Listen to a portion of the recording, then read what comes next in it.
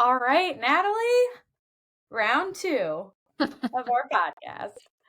I'm so excited to be here again with my friend Natalie. We tried recording our podcast here last time, and it didn't work out so well for us. So we're doing it again. We had such a good conversation, though. So I'm really glad to do a round two.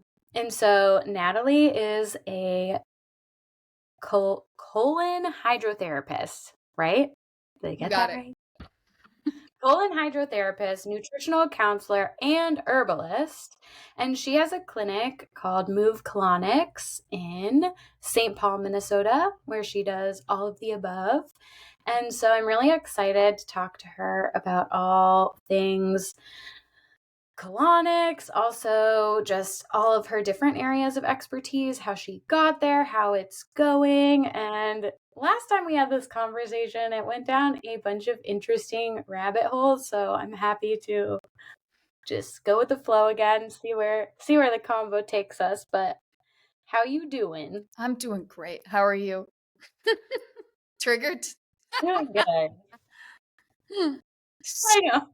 Yeah, we were already chit-chatting before we hopped on, so we're eager to dive in. But yeah, for starters, I wanted to just hear a little bit and kind of beyond the basic introduction, what got you into this area of specialization? I know a big part of it was your own kind of path to healing. So do you mind starting there? Yeah. So it's funny now, after being in practice for almost 10 years that it's this kind of the same story as everyone else. Like I got sick with a lot of like yeast symptoms. I had a lot of like skin, um, a lot, just a lot of things showing up, constipation, different things. And then I was going to the doctors. I wasn't getting a lot of help. I'm not saying there's a time and a place for that, which I think we're all very good at speaking to that now too.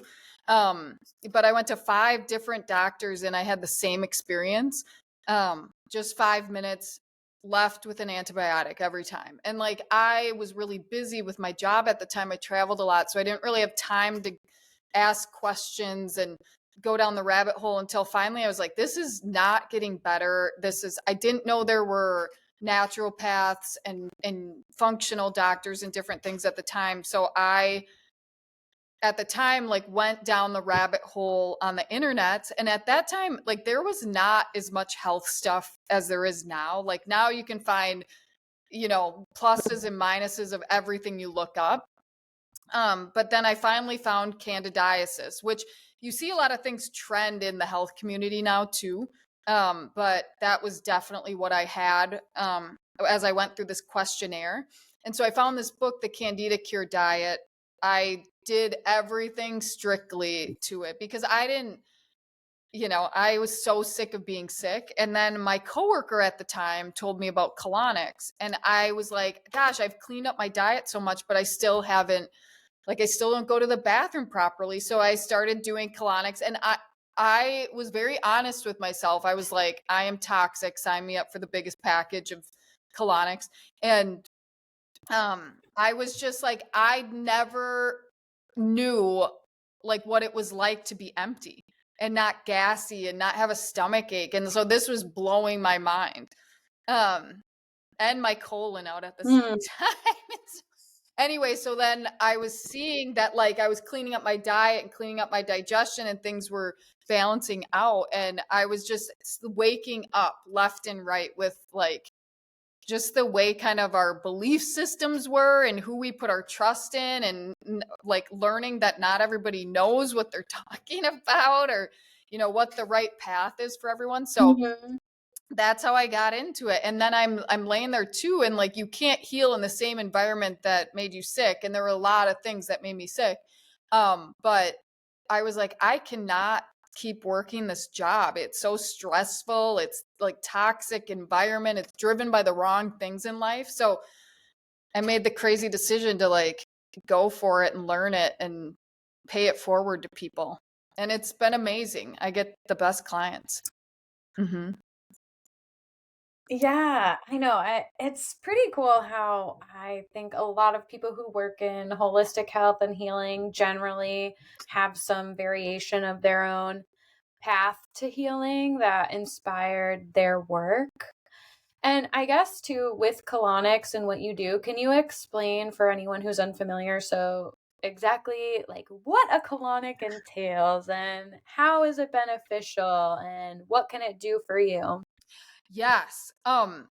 First, I do want to say, like, I think it is funny that a lot of us are talking, like, every time I listen to a health anything, people kind of have the similar stories. And I think it's really important for us to go deeper into that and like backtrack. So, like, when did antibiotics become like so popular and the only thing we did? And I think when you go 30 years earlier, whatever, 20 years earlier, like that's when it was the big hot thing, or when processed food started. So we can always backtrack and look what was trending at that time to make all these people pretty much have the same stories to like clean up and heal themselves. So it's just a good thing to do. And so like even with current things going on, like non-alcoholic fatty liver is a really big thing. So we went from no fat years ago Mm. to like good fats are all the rage, but we're eating way too many. That's too much for our livers. And also like all the polyunsaturated fats like have been in our diets for now like 20 years. So you can always go back and see what's causing today the ailments. But anyway, so yeah, what is a colonic? It's a gentle method of cleansing the colon of poisonous gas, accumulated waste, and toxins. So all we use is heavily filtered water.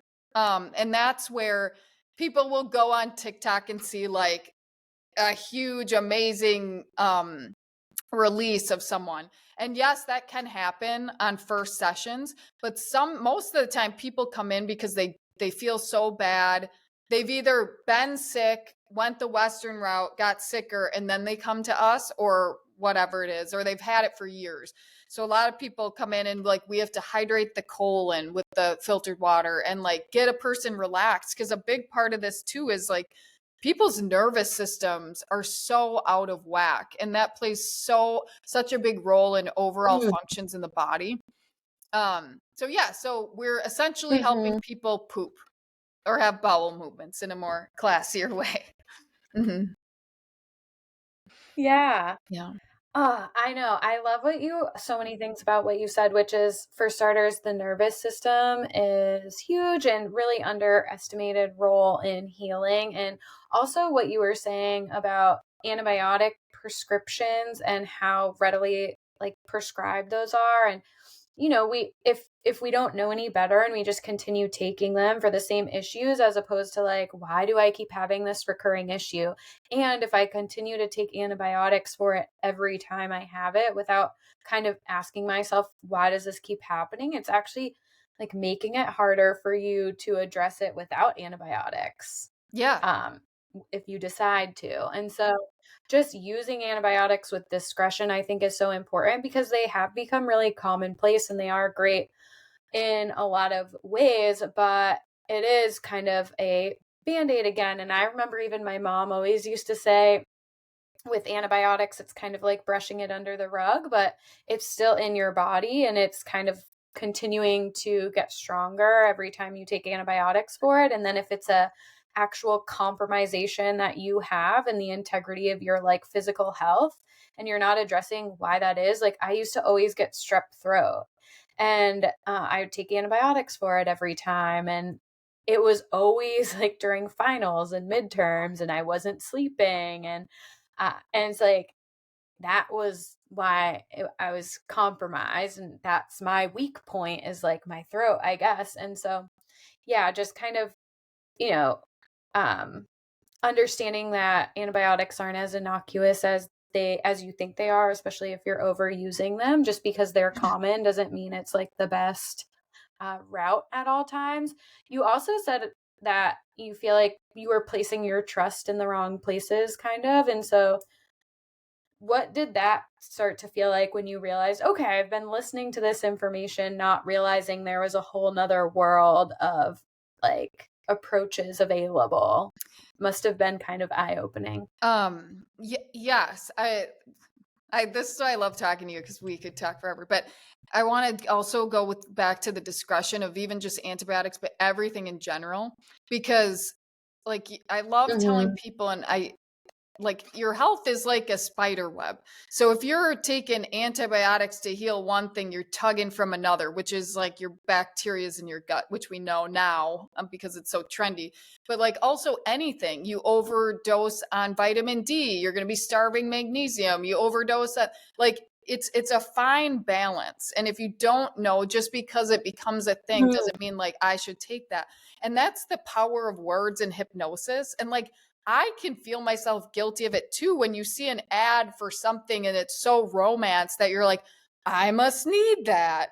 And there's a lot to plants, and if it actually like matches the pattern of your body and if you need it. So that's just something to think about. And then yeah, I think, as we have these experiences like I had with the doctors and stuff, you start to realize the programming, like you go to the doctor, they know how to help you. And so this shattered those belief systems around like, I'm like, why are they not spending time with me? They didn't really ask me any questions. Like, I just got shuffled out with a pill without really knowing. And then I also took those pills without like reading the side effects. So, one of the things I do with my clients too, if I see a laundry list of prescriptions, is I have them go home and write down the prescription, what it's for, and what the side effects are.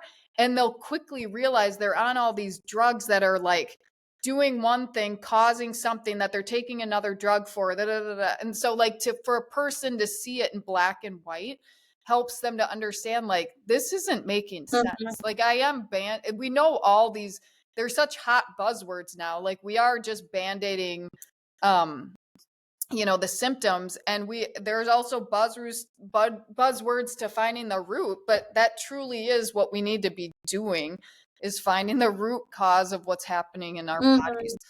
Mhm. So yeah, like I you know as I'm healing myself and kind of waking up to it, like that's why I think a lot of us, and this is why when you can fully understand, you can fully forgive, like we get so passionate about what we do because we have healed our bodies. We know it's possible. Like it does become, and that's why I think when people come to, they know, like, I believe in this. Like I've seen the results. I'm a product of it. Like my family would say too, like, oh, we just have digestive problems. I'm like, clearly we don't, because I changed that. Like, yeah. Yeah. That's brings up another really important point too, where people are kind of like, it's genetic. It's like, but is it though? Or is it that you all shared the same environment because you are all in the same family and you all ate the same and you all lived the same and you all normalized the same patterns? I talk to clients a lot about that with like drinking as well. And even alcoholism, the disease model of alcoholism is very quickly getting antiquated and kind of not necessarily really giving the full picture, because yeah, people can have predispositions, but there's no real gene for like addiction. It's more so predispositions and then the impact of family like behaviors, trauma, environment Mhm. on the expression of our genes. And when we oversimplify it in that way and just um disempower ourselves by saying like, oh, it just runs in the family, it's like, okay, can't do anything about it. And I think some people want to take that approach, but for some people who don't want to, it can be really limiting to say like, oh, I have no control, it's just my genes. It's like, well, that might be a piece of the picture, but it's never the entire picture of health. Yeah. And another thing you were saying about, realizing like, oh, wow, when I started, it's funny too. I always see these parallels between like healing journeys and stuff where I know it's completely separate. Like mine was more revolving around not drinking, yours is more revolving around like physical healing and dealing with physical ailments. But there's a lot of parallels. And I think one is like when you really do kind of work through your healing, you realize like all the ways you limited yourself with your belief systems and programming and kind of really wanting to shout that from the rooftops once you do, but also like realizing that it's beyond just the issue at hand. It's the life that you had created that was supporting the problem. And that if you don't address that like it's going to be really hard to resolve the problem. And so one thing you said was like I realized my job was super toxic, like all these contributors were keeping me sick. And so I would love to hear your thoughts on like what aspects of our normalized culture and society do you feel like are most limiting to us in Yes. Oh, terms of that's our such a health great and question. well-being and like in your case? That's a great question. And with Yeah, addiction go ahead. stuff, there's a really good book that it's called The War of the Gods in Addiction. Because like what you touched on Mm, too, like it is, and like again, all these words are so overused now, like soul path, whatever, but it is like it's part of that where you like people are pulled off their path. So like even when I drank a lot, I was and it was supposed to happen, of like part of my hero's journey to like learn skills that I wouldn't have learned, but in the process sucked my soul out because it wasn't in line with what I was supposed to be doing. Um but mm, um yeah, I think you know, even to your point, like all of our kind of journeys, because it is a hero's journey, each individual one are similar because we kind of go through the big awakening because of these things. But I would, I would drink because I wasn't happy doing that thing. But your life will quickly put you back on the path. I'm not answering the question. Tell me the question again. mm. Yeah, I you kind of are, sidetracked but myself. What's that? yeah, I know our chats are kind of like pew pew pew because we Yeah. have so much overlap. But no, my question is what aspects of society Oh, and programming and normalized aspects of our culture do you think are kind of keeping us sick at a soul level and leading to things like physical ailments, addiction? So what aspects of society do you feel like are toxic in that way? Oh, so I was kind of going down the right road, but I veered myself. But yeah, it's like it's because we've been programmed to like I even see this in my niece who now has like the Lululemon bag and all this the Stanley cup or like what everybody else has because you don't want to like veer outside the group to not be part of it because that's like historically, if you were pushed outside of the group, you were probably stoned, so like you never want to be pushed out of the community. But I think what's happening is that like everybody's too afraid to speak up or be their own person authentically, not just for attention.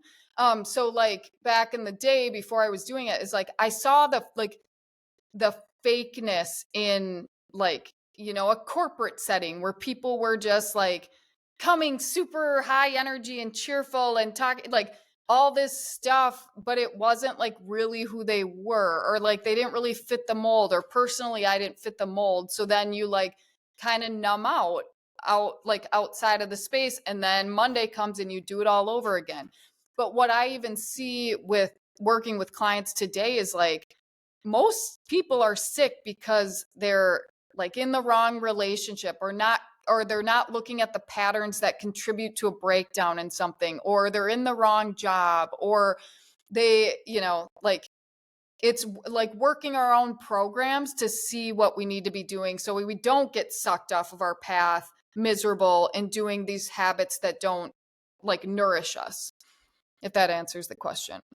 So I think a big Mm-hmm. part of it is like Totally. being afraid to be yourself. I see a lot.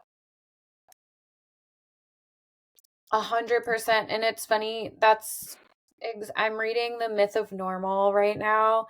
Um, and Is that it's really interesting. Gabor He Mate? actually talks a lot.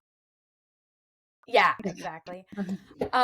He talks a lot about how it just, all the ways in which our society is toxic and goes through, identity politics and everything from like the medicalization of birth to mothers being under like heightened amounts of stress during pregnancy, identity politics, just the culture in which we live in and how it's just so innately stressful for people. But another big thing he talks about is, as humans, two core needs that we have are authenticity and acceptance.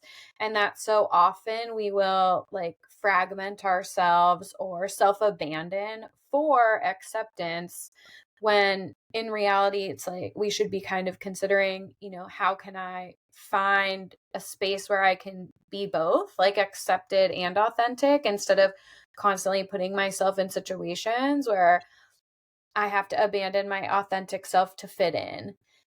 And I think that was at the root of a lot of, my drinking, was realizing like I wasn't happy in my life, but I was just like going along to get along in many ways. And I think a lot of people probably feel that way too when they're feeling deeply unsatisfied, especially when it's like all these things that we're kind of like groomed to desire, like materialistically, financially, stability with a corporate job, and even talking about kids and whatnot.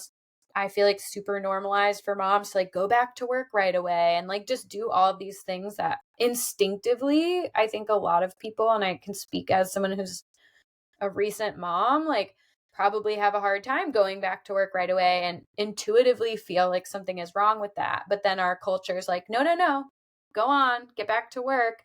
And so I think there's a lot of instances like that where what's normalized goes actually like directly against our instinct as human and what will really make us happy, but we kind of do it anyways because we look around and everyone else is, and so we just want to be accepted and connected to the norm, even when it means like deep down we're not satisfied.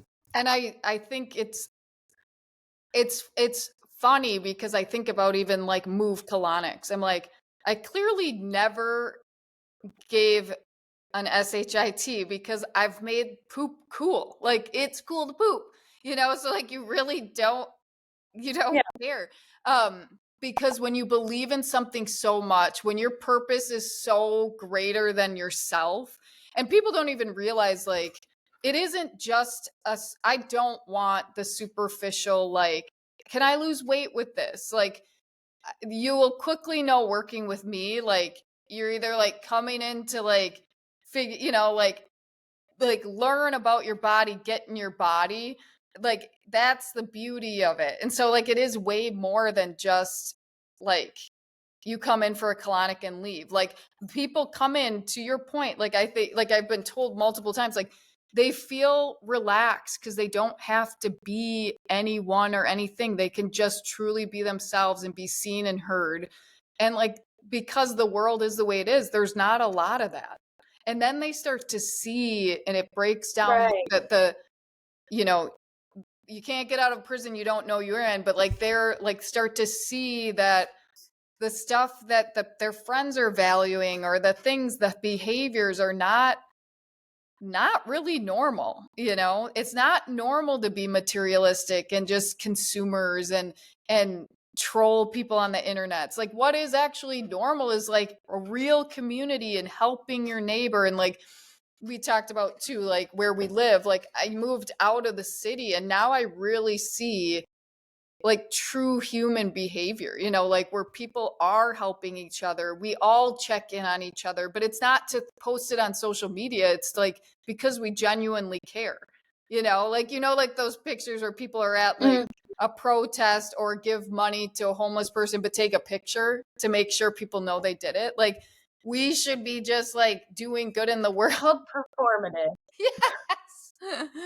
Yeah. And so I think You're I think everybody's okay. Yeah, waking that's a up to lot it. of that virtue signaling. Yes. Yeah. Yeah, virtue signaling and realizing like people are you doing this because, and I think that's kind of interesting when we talk about identity politics and how that can get toxic too, because people like adhere so closely to different ideologies that they think make them look good, instead of it being from a place of genuine altruism. It's like, okay, I'm going to follow along with this popular ideology that makes me look better in the meantime, I have no clue that I'm just really being manipulated. Like it's a cause that I'm standing behind that like really like is that really what this is or like on the surface maybe, but like in what ways are you being manipulated by thinking that oh, I'm doing this thing that's I'm a good person for this, but that's like a whole nother can of worms. But one thing you said too was the word awakening,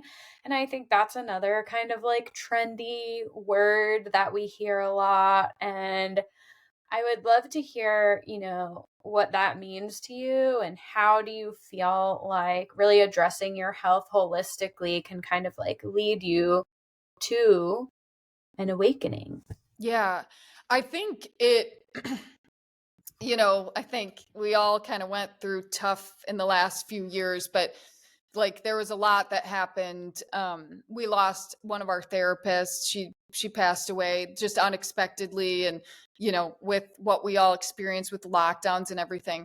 And I think you know we all went through our own period of dark during that in our own ways, but you know what had happened is like I finally personally like went through like a very grief stage, like actually felt it. And I think in our world too, we they talk about grief and they talk about going through it, but like a lot of people still don't, because again they're manifesting the physical symptoms in their body.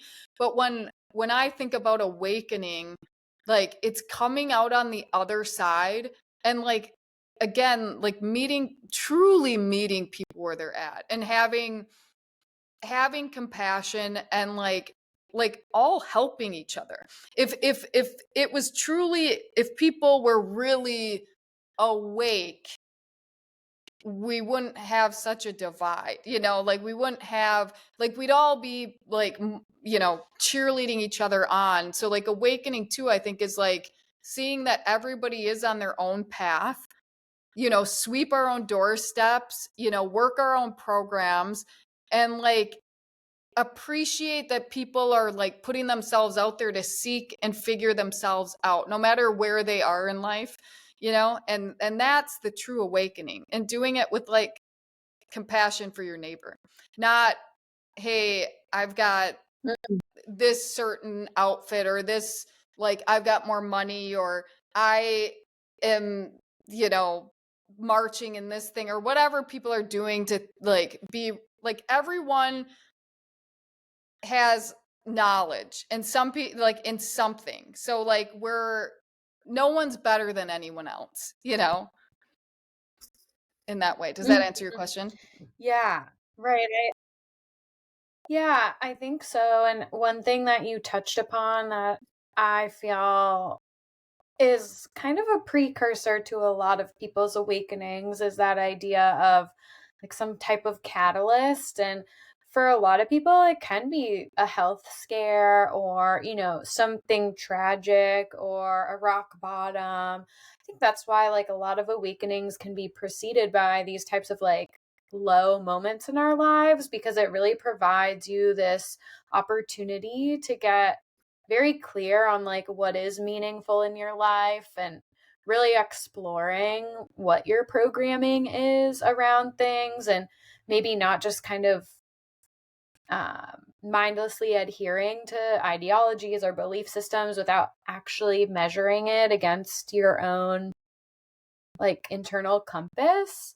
It just kind of snaps you out of living life on autopilot. And sometimes I think that happens like most effectively, unfortunately, with health scares or addiction or tragedy that like shakes us out of slumber in a way and like gets us back in touch with our essence as a human. And like you said, like that larger connection to like the world around us and what role we play in that as opposed to like just in our little lives and focusing on the surface a little bit more. Yeah, and I think my dear, dear friend Lori, she's such an amazing person, but she's always like, life is so much easier when you are working your own program and not worrying about everybody else. So, like, when, like at an egoic level, like just an example of like, let's say a breakup, and someone's like, he did this or he did that.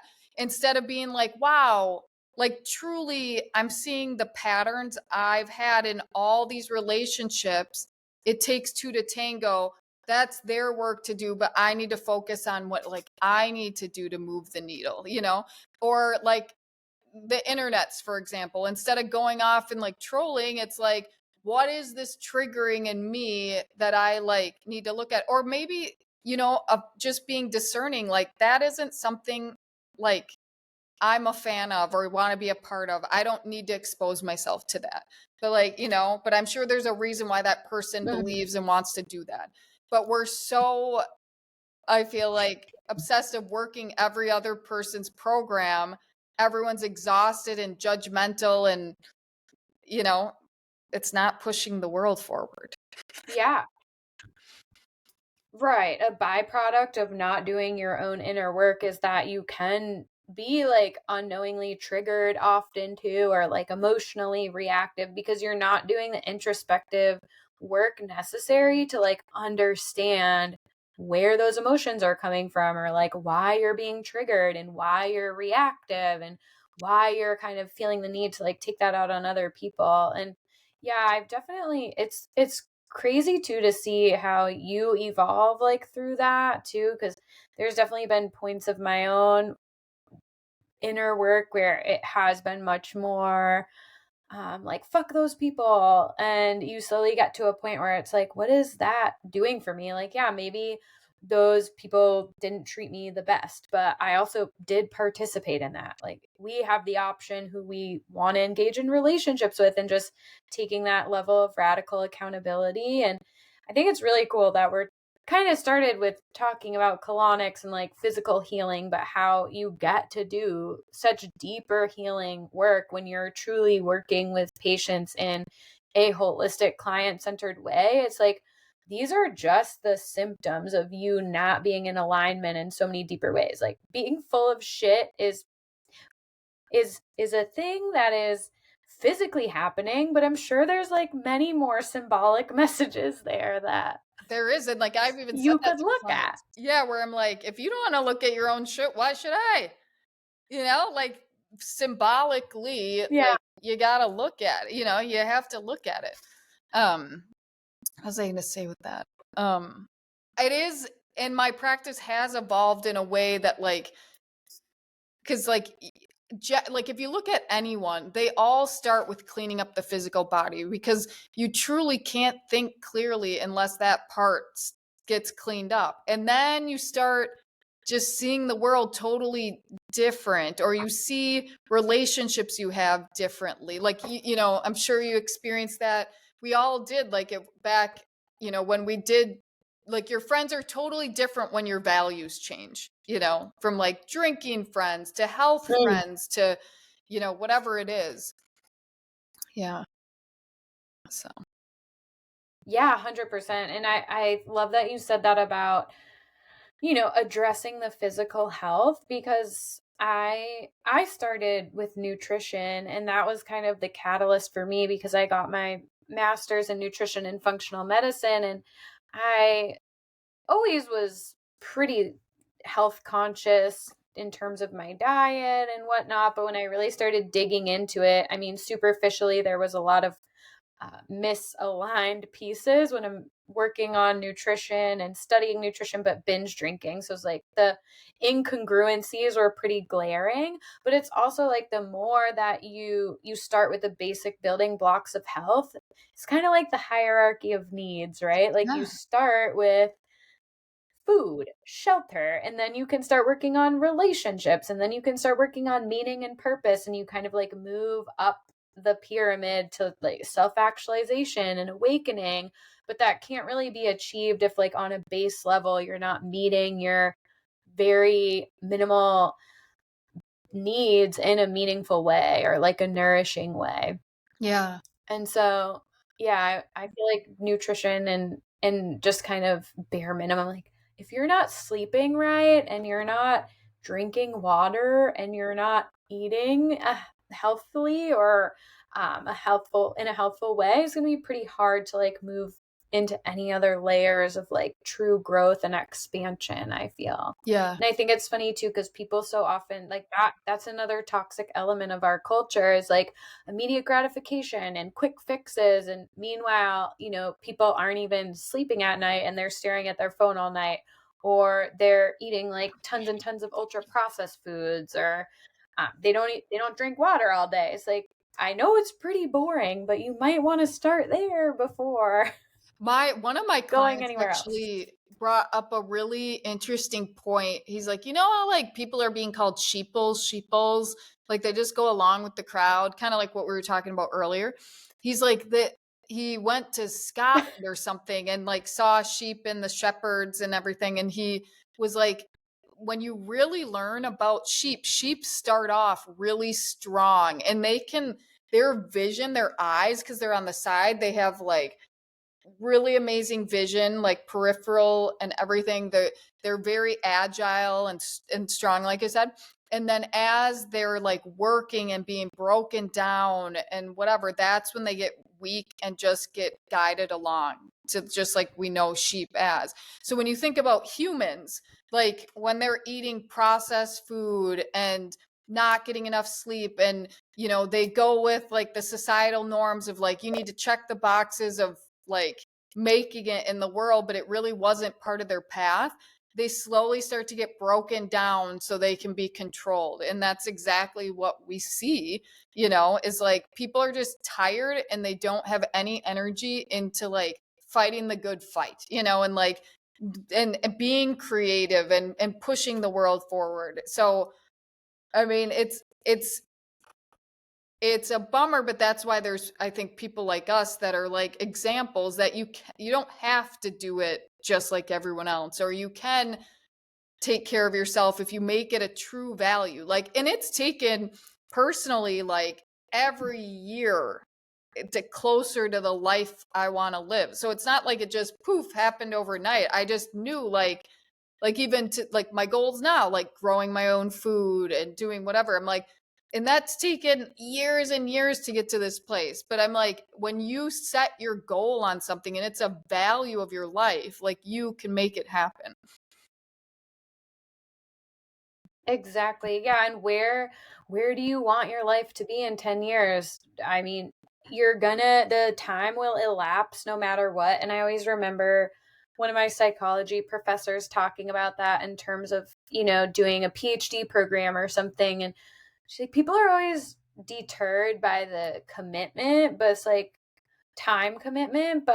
And I think the same could be said about health. It's like, if you look at it as a process that doesn't necessarily have this end goal and you're just kind of chipping away at something, I mean, what are you going to be doing instead? It's just like we just get so focused on like results and obtaining them and quick gratification. It's like, but at what cost? Like you're choosing that, but you know, you're going to live your life. The time's going to be passing by anyways. You might as well be building towards like the life you want to live.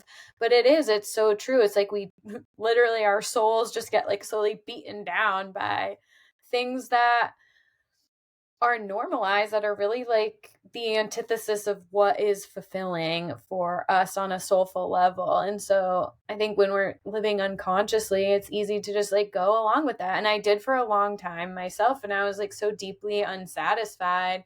And we have this internal conflict and we don't even know why. And we're just like, I'm so miserable, but I'm looking around and doing everything everyone else is doing. Like, why do I feel this way? Yeah. But chances are a lot of other people have lingering questions about whether or not they could be a lot happier than they are if they started like listening to their gut and their heart and their mind as three equal brains. Yeah. Yeah. So it's definitely interesting. And I think the sheeple analogy is kind of funny too, because even that, when you start waking up to it all and you're like, God, why don't people care? And even that energy is like you slowly kind of move out of that too, because you're like kind of feel that way initially when you start realizing like, okay, why is our culture this way? Like, it's not healthy in any way. Why doesn't anyone care about our food system? Why doesn't anyone care about our medical system, that all this is like kind of fucked up? And it can be really easy to get resentful, but then you realize like that's not helpful either. All I can do is like shine light for people who are ready to open their eyes and participate in building a better world. And I can't force anybody to make changes or want to see the issues at hand. All I can do is lead by example and inspire people, And that's the thing, they which like is, the right it's a people will tough transition. with tough transition, yeah. And the right, Go ahead. like you said too, it's like you be the example, because I mean, it clearly works, because people will come in and be like, you're clearly doing something. Like, you got a different energy about you when you're like really grounded in who you are. And people want to know, like, you can spot fake a mile away. And yeah, I just Mm, think as you do it too, you realize it's that thing. Most people don't know how good they can feel, but if they get a little bit of a taste, then they want a little more, and then they want a little more, and then they realize, like, eventually. And I remember my whole transition too. Like, it was so hard to go home with my family, and like I'd come back constipated for days after I'd cleaned it up, and like, it is a transition, but it does turn into like, okay, you know, like, it's my health care. It's like my everyday habits, and it's worth it to me to feel good. Yeah. yeah. Can you share a little more about how you like continue to evolve that family dynamic? Because I think that's something that's really probably at the forefront of a lot of people's brains and minds when they're shifting their behaviors, whether it has to do with, diet or drinking.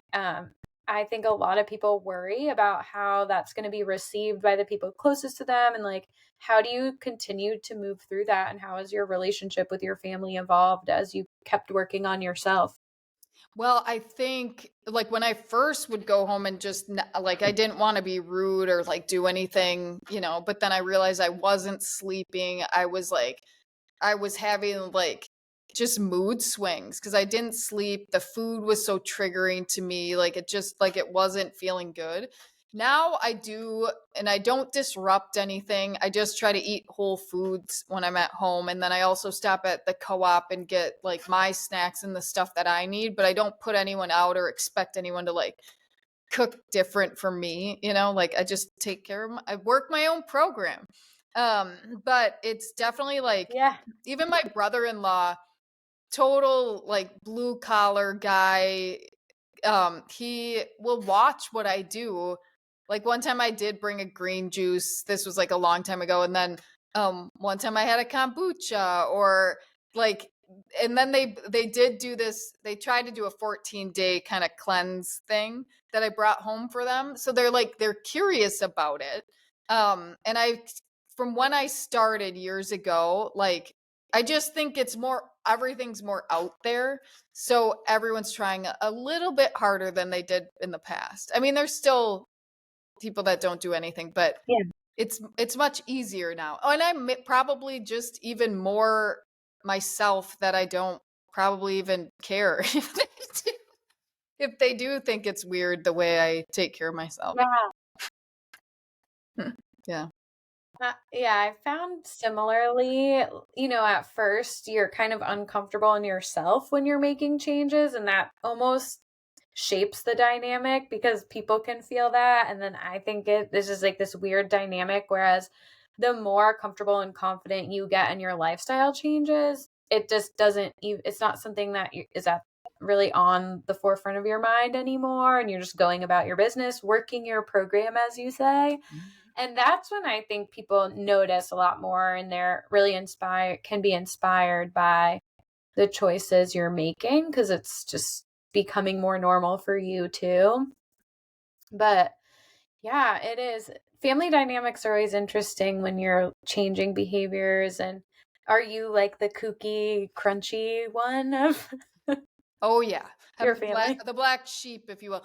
But to your point with that too, it is I think I'm more confident knowing, like, when I am attracted to something now too, like it's something, when we talk about the soul stuff, it's like getting into that. Like sometimes I don't even fully understand it quite yet, but like now I'm more confident to be like, but I'm like it's something like my mind and body and spirit wants to go to right now. Like I get, I'll report back and see how it goes. But like when I first started doing it, yeah, you're kind of like, you can't understand why you're like cracking this belief system and you don't know if it's going to work yet. So you're not fully confident. But yeah, so I get it now. But now, Yeah, you're like a nerdy pervy about it. but I've always been, It just feels like. oh, sorry. Yeah. Um, Go ahead. Go ahead. Sorry. that little break sometimes I'm like, but yeah, even growing up, I know. I remember like I worked at my public library and I found this like 3-day energy fast book. And I still remember seeing colonics in that book when I was, 16 for my first job. And like that's where, like, there are signs and symbols around us all the time. Little did I know, like 15 years from then, like I'd be doing that. But I'll never forget, like I can still see the font. So like your life is, as much as you don't want to believe it, like there's little hints if you want to see it. But I've always been attracted to, I remember like walking in and my family we ate processed because it's like we all did the best that we could.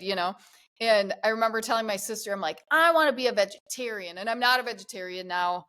I think everybody needs to eat the way they want to eat, but I don't know. They were probably pushing it back then or something. And she's like, how are you going to do that? You don't even like any vegetables. Cause like the greenest thing we ate growing up was like green beans in a can. And I didn't even like those, but something was telling me to like play with my diet, you know? I just didn't know Yeah. how because I Isn't wasn't. it? Yeah, it's so interesting how we have those synchronicities at all times and nudges and exactly what you said where we just kind of feel compelled to make this change. I felt the same way with drinking where I was like kind of sober curious for a while and I just felt like I kept wanting to take a break from alcohol and then I finally did and same thing, like I didn't feel like really sure of myself right away and I didn't have a lot of confidence in my choice because I think deep down I wasn't even 100% sure like why I was doing it. I just like knew that it was this like feeling I had to execute and that's another thing which is sad to see that I think a lot of people are really disconnected from that level of inner knowing and kind of trusting themselves. We put a lot of trust in like authorities outside of ourselves, and we're constantly inundated with opinions and information and social media. It's like really hard to discern what is, our own intuition and inner wisdom versus like what we're saturated with. And I noticed when I took a break from social media last month how like clear my inspiration became and how when we actually take time to like step back from so much of the input that we have coming at us constantly, like we have a lot of our answers and we just like don't really give ourselves that opportunity to explore them and we just haven't been very conditioned to trust that voice. And Yes. it's Yeah. pretty wild when you clear space to like allow yourself to operate in flow with that energy and kind of like universal guidance. It's always there, like right for us to lean into, but instead so many of us are on this kind of trajectory of like feeling like we have to force everything to happen by our own action. And it's exhausting. Like I've been in that kind of path so often where I'm like pushing myself for results when I don't realize like if I just slowed down and stepped back, like I would have even better results with the support of the universe and like my own intuition if I slowed down enough to listen. Yeah, So I think even with the it's pretty social neat. media stuff, people don't even know if it's their own thoughts or the things they heard on a podcast. Or like I had two friends and I was seeing like the same Instagram posts, just different backgrounds with the same words. And I'm like, back in the day for advertising, you just have to see an advertisement 6 times before you'd like be apt to do it. Like that would get in your psyche. And now people are just like mindlessly scrolling and seeing the same things, even if they're good. Because this one it was just like, let's just quit our jobs and get in nature or something like that. And I'm like, there's something like we need to be aware that even if we think it's good too, like we got to step back and listen to our inner voice and have that discernment like you're talking about, and like see if it really is real for us or if we're just being told these belief systems, or going to do something. And it's Yeah, manipulating right. personal relationships, it's manipulating lifestyles. It's like I think the best thing people can do is what you did, like spend a month off and be like, who am I really? Without influence every time I turn my head. Mhm. Yeah, and see like what comes to the surface. Like I just one day at the beginning of the month I was like, you know what?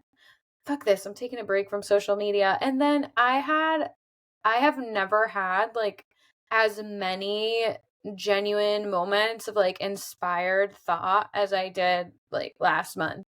And I felt so liberated and free and just so much happier. And it made me realize like, wow, I will probably continue to use social media for my business, but it really gave me this moment of reflection for like in what capacity and how much and what type of boundaries I want to have around it. Because another thing is like subjecting ourselves to that and all these little things that we do that we kind of mindlessly adhere to that we don't realize can be contributing to making us sick. It can be contributing to disease and discomfort and physical manifestations of illness. Because think about all these little ways in which we're slightly uncomfortable all the time through whether it's like diet or constantly comparing ourselves and the psychological stress of constantly being plugged in and Yeah. stress and nervous system dysregulation.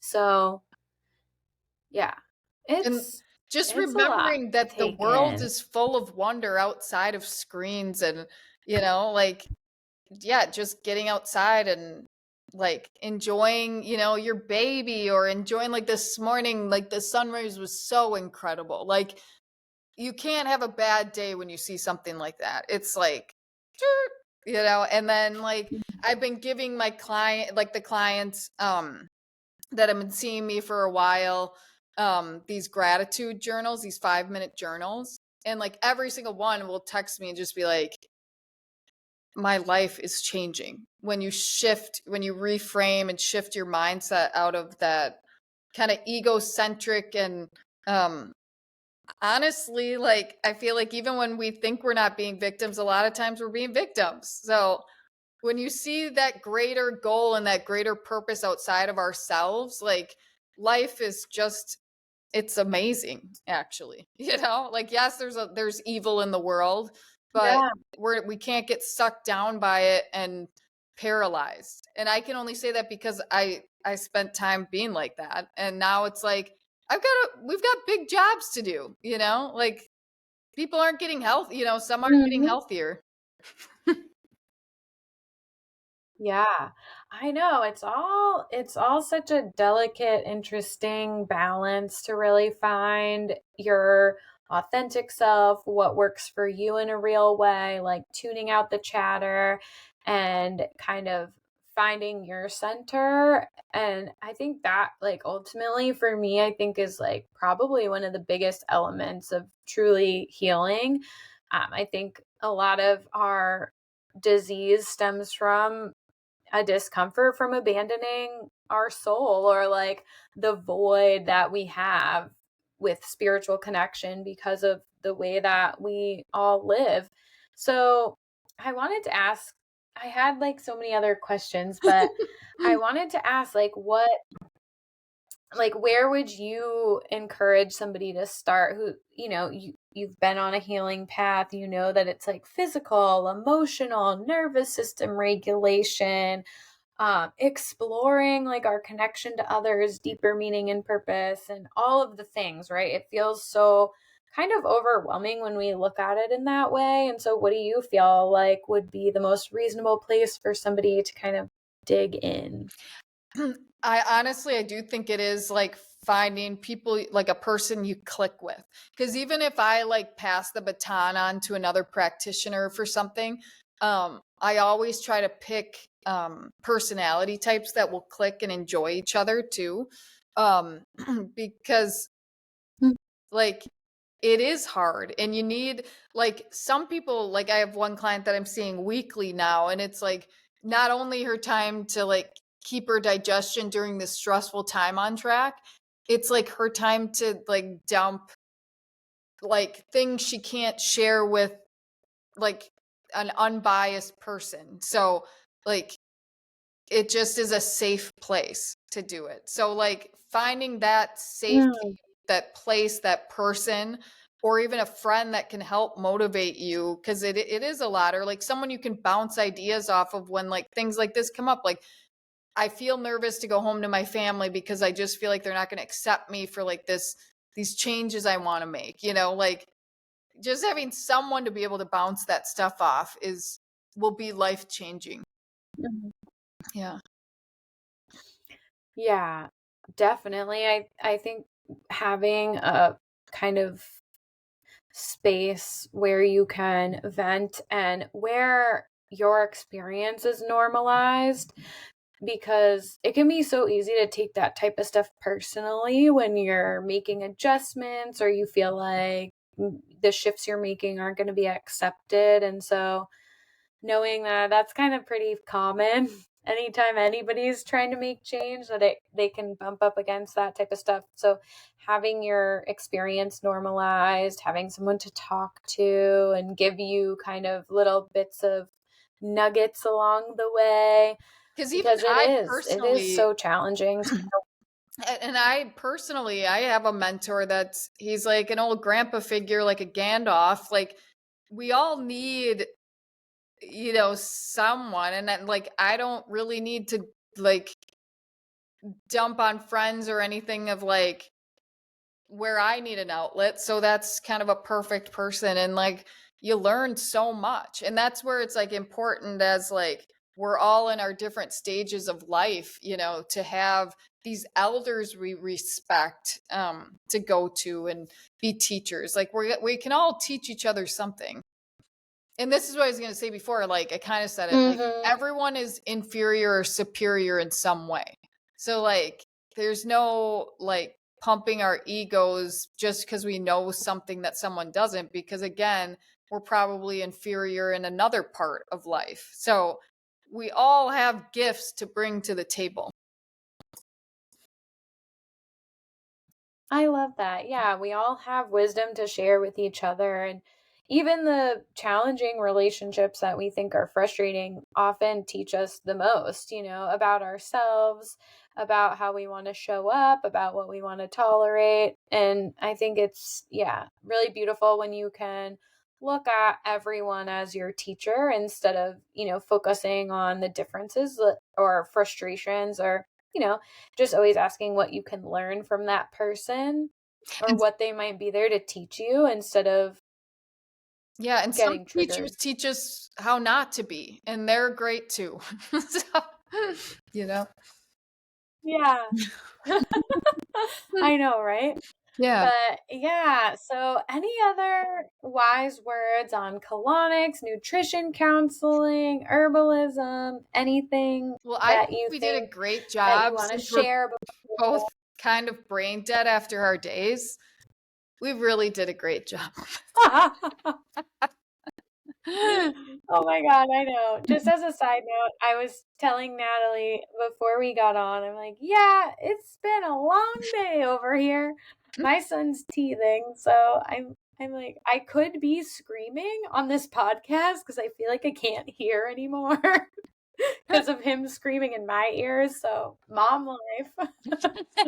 But yeah, it's always, I love talking with you because I feel like we're on the same page with a lot of stuff and you just have a lot of great insights. So thanks so much for sharing. And can you just share a little bit about, where people could find you if they're interested in just learning more about everything that you do, or maybe even have questions about anything you talked about? Yeah, so movecolonics.com or move-nutrition.com. I do Zoom calls too.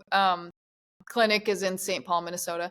But yeah, there's a lot to learn. But that's the beauty of life, is like it never stops. Yeah, it never stops and it can be fun too along the way. Even though it's challenging, it's also should be fun. Otherwise, I mean, we got to find those moments in there Yeah. in the healing process. Yeah. Well, thanks so much for coming on. And I'm glad that we were able to get through it, even with there was like a slight delay, but I feel like we managed it well. So We did. thanks for being here. You're And thanks amazing. everyone for So keep tuning on in. doing the good work. Yeah. Yeah. You too. All right. Thanks, everyone.